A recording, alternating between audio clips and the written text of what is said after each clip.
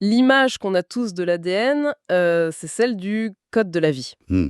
On imagine une sorte de plan d'architecte, une longue liste d'instructions bien rangée, presque, figée. C'est une image très forte, oui, mais elle est incomplète. Ah oui, C'est un peu comme si on décrivait un moteur de Formule 1 en disant que c'est juste un tas de pièces en métal. d'accord, on manque toute la dynamique. Exactement. La puissance, la mécanique en action. Et c'est pile là-dessus qu'on va se pencher aujourd'hui. On a deux sources qui, d'ailleurs, se complètent super bien. Mhm. D'un côté, un guide de vulgarisation très clair qui pose les bases, et de l'autre, un document beaucoup plus technique, niveau universitaire, qui nous plonge vraiment dans la mécanique du truc. On va voir sous le capot, en somme. Voilà, notre mission.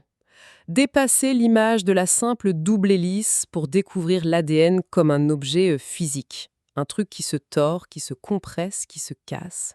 Et qui se répare sans cesse. C'est ça qui est fascinant. Comprendre cette mécanique, c'est vraiment la clé pour saisir comment la vie fonctionne au niveau le plus fondamental. Ce n'est pas juste un code à lire alors. Non, pas du tout. C'est une structure qui doit être lue, copiée, entretenue. Et tout ça dans un volume absolument ridicule. Le noyau d'une cellule. C'est un vrai casse-tête d'ingénierie nanométrique. Bon, alors, commençons par le b.a.-ba, ce que tout le monde a plus ou moins en tête. Notre première source décrit la structure comme une échelle torsadée. La fameuse double hélice. C'est ça. Avec les deux montants faits de sucre et de phosphate. Et les barreaux de l'échelle, ce sont les paires de base, l'alphabet du vivant. Exactement. 4 lettres, A, adénine, qui va toujours avec T, thymine, Mhm. et puis C, cytosine, toujours associée à G, guanine. La source donne même une astuce mémotechnique que j'aime bien. C et G, ça sonne comme collé-glu. Oh, c'est pas mal ça, collé-glu. C'est une excellente image, mais pour la forme la plus courante, celle qu'on appelle l'ADN B, Ah, parce qu'il y en a d'autres. bien sûr. Et c'est là que ça devient intéressant, c'est ce que notre source technique met en avant. L'ADN, ce n'est pas rigide, c'est une molécule super flexible. D'accord. Il y a l'ADN A, par exemple, qui est plus compact, plus trapu. Et puis, il y a la plus étonnante, l'ADN Z. Attendez, qu'est-ce qu'elle a de si spécial? Z comme bizarre. On pourrait presque dire ça, oui. Elle tourne à gauche. À gauche? Alors que l'ADN B tourne à droite, c'est une hélice lévogire. Sa structure est en zigzag, d'où le nom Z. Et elle sert à quoi? On pense qu'elle apparaît de manière temporaire pour peut-être signaler qu'une zone de gène doit être activée ou désactivée. L'ADN change de forme pour changer de fonction, en fait. Et en plus de changer de forme, il doit gérer un problème de taille, c'est le cas de le dire. Ah oui? Le document technique donne un chiffre. C'est difficile à se représenter, mais si on déroulait l'ADN d'une seule de nos cellules, Il ferait plus de 2 mètres de long. 2 mètres, c'est fou. C'est ça. Maintenant, imaginez, vous devez ranger 2 mètres de fil ultra fin dans une sphère qui fait quelques millièmes de millimètre, Sans faire de nœud. sans faire de nœud et en pouvant accéder à n'importe quel centimètre de ce fil à tout moment. Mon premier réflexe, c'est de penser au cauchemar des écouteurs dans une poche. C'est exactement ça, mais à une échelle des milliers de fois plus complexe. Alors comment la cellule évite ce désastre habitois? La première clé, c'est la stabilité de la structure elle-même. Et là, on a une idée reçue assez tenace. Laquelle? On pense souvent que ce sont les liaisons entre les bases, le fameux collé-glu entre C et G, qui font tout le travail. Ben oui, ça semble logique. Les barreaux qui tiennent l'échelle, non? Logique, mais incomplet. Ces liaisons hydrogènes sont importantes, bien sûr, mais la force principale qui stabilise l'hélice, comme l'explique notre source avancée, Oui. c'est un phénomène qu'on appelle l'empilement pipi. L'empilement pipi. Oui, il faut imaginer les bases non pas comme des bâtons, mais comme des plaques, des disques plats, un peu comme des pièces de monnaie. D'accord. L'interaction électronique entre ces plaques empilées les unes sur les autres, c'est ça la force dominante qui maintient la cohésion de toute la structure. Ah, donc l'image de l'échelle est trompeuse. La vraie stabilité vient de la verticale, pas de l'horizontale. Comme si on empilait des aimants plats les uns sur les autres. C'est une bien meilleure analogie. C'est la somme de toutes ces petites attractions verticales qui rend l'édifice incroyablement solide. D'accord. Et il y a un autre défi physique. Le squelette sucre-phosphate de l'ADN, il est couvert de charges négatives. Ah oui, et le négatif repousse le négatif. Exactement. Normalement, les deux brins devraient se repousser violemment. Alors, qu'est-ce qui les en empêche? Cette répulsion est contrée par des ions positifs et surtout par des protéines spécialisées, les histones. Elles sont chargées positivement et l'ADN vient s'enrouler autour. C'est la toute première étape de sa compaction. Ok, donc on a une structure stable et compactée.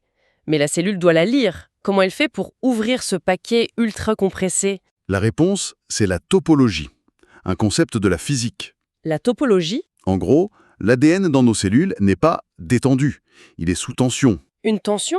Oui, comme un élastique qu'on aurait surtordu dans le sens inverse de son enroulement. On appelle ça le super-enroulement négatif. Super enroulement négatif. Ça sonne compliqué. Qu'est-ce que ça veut dire concrètement? C'est une astuce géniale. Imaginez un câble torsadé. Si vous le détordez un peu, vous créez une tension qui va avoir tendance à vouloir écarter les deux brins du câble. D'accord. La cellule fait exactement ça. Elle maintient son ADN dans cet état de préouverture. Ce super enroulement, ça facilite énormément l'écartement des deux brins à un endroit précis. Ce qui est indispensable Pour lire un gène, la transcription, ou pour copier l'ADN, la réplication. C'est une tension utile en fait. Très utile. Mais ça veut dire que la cellule doit en permanence jouer les équilibristes. Ajouter de la tension ici, en enlever là. Elle doit avoir des outils pour ça, j'imagine. Des outils incroyablement sophistiqués. Les topoisomérases, ce sont les chefs d'orchestre de la forme de l'ADN. Ok. Celles de type I sont les plus simples. Elles coupent un seul brin, le laissent tourner pour relâcher la tension et le recollent. C'est comme défaire un petit nœud dans un lacet. Et le type 2, j'imagine que c'est une autre paire de manches. Ah là, c'est de la haute voltige moléculaire. C'est-à-dire? Ces enzymes coupent les deux brins de l'ADN. Carrément. Les deux en même temps. Oui. Ensuite, elles font passer un autre segment d'ADN à travers la brèche, et elles recollent tout. C'est une opération complexe qui demande de l'énergie. Et ça permet de faire quoi? De démêler deux chromosomes entiers qui seraient enchevêtrés, par exemple. C'est une fonction tellement vitale que c'est devenu une cible en médecine. Comment ça? Beaucoup de traitements de chimiothérapie, en fait, ils bloquent spécifiquement ces topoisomérases de type 2. Ah oui? Les cellules cancéreuses se divisent très vite, donc elles ont tout le temps besoin de démêler leur ADN. Si on bloque l'enzyme, L'ADN s'en mêle. voilà, il s'accumule en un enchevêtrement inextricable, la cellule ne peut plus se diviser, et elle finit par s'autodétruire. On attaque la mécanique même de la cellule. C'est fascinant, on ne pense pas que la chimio agit à un niveau aussi mécanique. Revenons à la copie de l'ADN. Notre guide de base dit que la réplication est fidèle à 99,99%. Comment c'est possible une telle précision? Grâce à une usine moléculaire, le réplisome. Le réplisome. C'est un complexe de protéines. Il y a plusieurs types d'ADN polymérase, les enzymes qui construisent le nouveau bain. Et pour être sûr qu'elles ne tombent pas en route, Oui. il y a une autre protéine, la PCNA, qui agit comme une pince coulissante. Elle encercle l'ADN et maintient la polymérase bien accrochée. Une pince pour ne pas perdre le fil, littéralement. Mais pourquoi nos cellules sont-elles si lentes à copier? La source dit 50 lettres par seconde contre 1000 chez une bactérie. C'est énorme comme différence. C'est le compromis classique entre vitesse et complexité. Le génome d'une bactérie est tout petit, très simple. Le nôtre est immense et il est empaqueté dans une structure très complexe avec les histones. Donc la machinerie doit naviguer dans un paysage plus accidenté? Exactement. Et pour compenser cette lenteur, la réplication ne démarre pas à un seul endroit. Ah non. Ouais, non. Elle démarre en des milliers de points d'origine en même temps, sinon il faudrait des semaines pour copier un seul de nos chromosomes. D'accord, donc une armée de copieurs lents mais précis qui travaillent en parallèle. Mais même avec cette précision, des erreurs arrivent. Toujours. La première source le rappelle.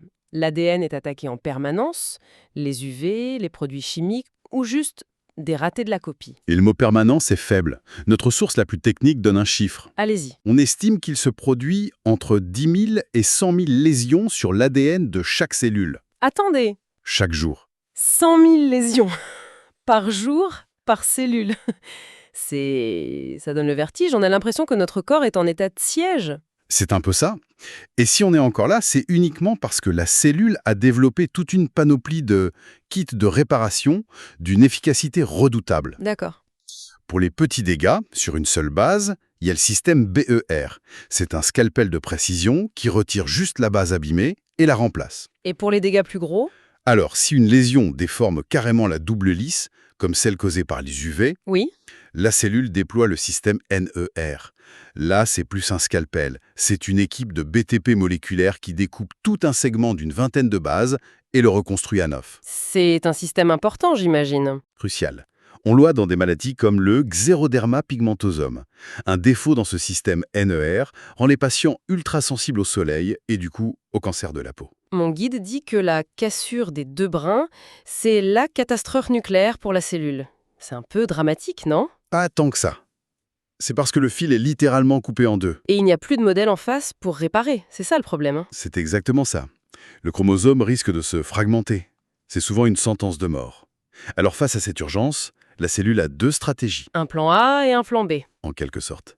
La première, c'est le NSAJ. C'est la solution d'urgence. On prend les deux bouts cassés et on les recolle ensemble, le plus vite possible. D'accord. C'est rapide, mais c'est une réparation brouillonne. On peut perdre quelques lettres ou en ajouter à la jonction. C'est la seule solution disponible, pendant la majeure partie du temps. Le risque d'une petite mutation est jugé préférable à la certitude de perdre un bout de chromosome. Et la solution parfaite, elle existe? Elle existe. C'est la recombinaison homologue, ou HR. Là, c'est de la réparation de haute fidélité. Comment ça marche? Pour ça, la cellule utilise la copie parfaitement identique du chromosome, la chromatide sœur. Ah oui.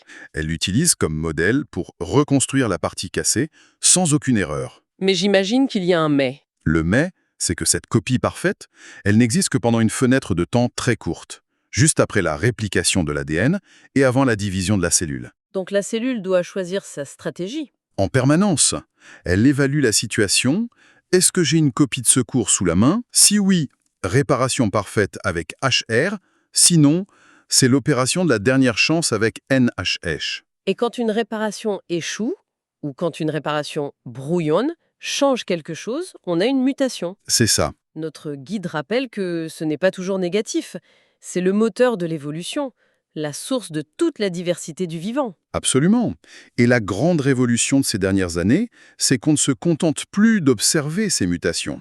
On a appris à les provoquer et surtout à les corriger. Et c'est là qu'interviennent les fameux ciseaux génétiques CRISPR-Cas9. Exactement, mentionnés dans nos deux sources. C'est l'outil qui a bouleversé la biologie, Oui, mais la technologie, elle avance à une vitesse folle. Le document le plus avancé mentionne une approche encore plus fine, le prime editing. le prime editing, Si CRISPR est un scalpel qui coupe les deux brins et laisse la cellule réparée, souvent avec le système brouillon, le NAJ. voilà. Le prime editing est beaucoup plus subtil. La source le décrit comme une fonction recherchée et remplacée. Comment ça marche alors? Imaginez, au lieu de juste couper, le prime editing amène avec lui le bon brin d'ADN et une enzyme spéciale, une transcriptase inverse. D'accord. Et cette enzyme, elle est capable de réécrire directement la séquence, lettre par lettre, à l'endroit voulu, en utilisant le modèle qu'elle a apporté. C'est de la chirurgie de haute précision. C'est ça. Là où CRISPR était un coup de scalpel, ici on est dans la microchirurgie. C'est potentiellement beaucoup plus sûr. On voit tout de suite les applications vertigineuses. En médecine, en criminalistique, en agriculture. C'est la manipulation du vivant à son niveau le plus fondamental. Et cette compréhension de la mécanique de l'ADN, elle est au cœur de la recherche actuelle. Vraiment. Ah oui? Notre document technique cite des études de 2023-2024. Elles ont montré comment des structures anormales, à trois brins, qu'on appelle des boucles R, peuvent se former et créer des tensions qui provoquent des cassures. Donc un problème de structure physique peut endommager le code. Exactement.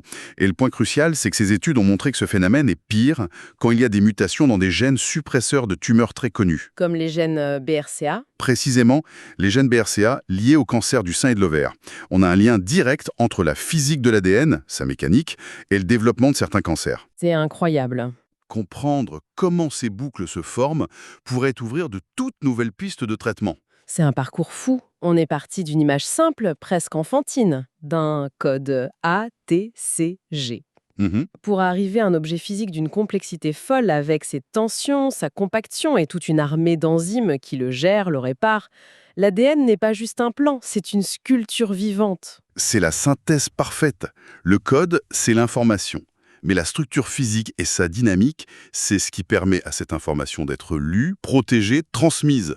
L'un ne va pas sans l'autre. Et pour terminer, une pensée pour aller plus loin. Oui, on a beaucoup parlé du code, de la séquence et de sa structure physique. Mais nos sources évoquent une troisième couche d'information. Une couche posée sur l'ADN qui ne change pas la séquence de lettres. L'épigénétique. C'est ça, on pourrait voir ça comme des notes dans la marge du livre de la vie. C'est une belle image. Nos sources mentionnent le code des histones ou la méthylation de l'ADN. Ce sont des sortes d'étiquettes chimiques, des post-it moléculaires, qui sont ajoutées ou retirées de l'ADN. Et ces étiquettes, elles font quoi? Elles ne changent pas le texte, mais elles disent à la cellule « ce chapitre est important, lis-le souvent, ou celui-ci, il faut l'ignorer pour l'instant. D'accord. Et là, on touche à une question fondamentale. La question à méditer, c'est comment cette couche d'information, qui peut être influencée par notre environnement, notre alimentation, notre stress, Oui. comment est-ce qu'elle change notre vision de l'hérédité? Le livre de la vie ne contient pas seulement un texte immuable, il contient aussi des annotations qui peuvent en modifier la lecture et parfois être transmises d'une génération à l'autre. Donc l'héritage ne serait pas que dans les gènes. Peut-être pas seulement. Peut-être qu'il est aussi dans la manière dont on nous a appris à les lire.